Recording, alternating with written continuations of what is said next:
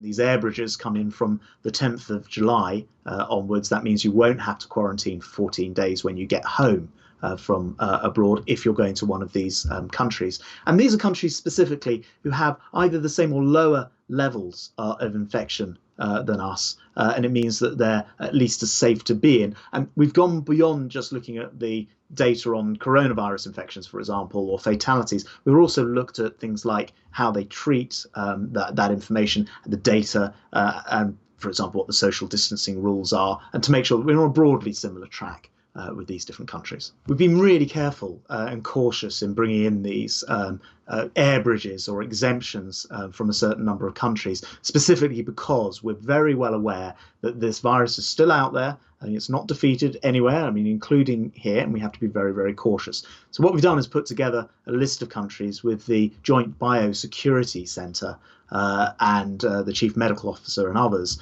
So these are places that we believe we can rely on. And we have reciprocal arrangements in place in many cases, and it means that people can have confidence. Having said that, we will always keep a very close track on this to make sure the situation doesn't change. And if it does, I'm afraid we would have to exclude them. It means that in many cases where there are reciprocal arrangements in, or where the incidence of cases are very low from those countries, we will welcome people from those countries. And it does mean that the hospitality sector, which of course from tomorrow gradually starts to reopen, can benefit from people coming here as well. So it will help in both directions. I said on Monday that I would be announcing this later in the week, and I know every day people were saying, when's the list coming out? And I did want to just hold back to see if we could get the four nations all signed up at the same time. That may well still happen because the date of this is the 10th of July. So although the list is coming out today, from the 10th of July, you won't need to quarantine for 14 days if returning from any of these countries and territories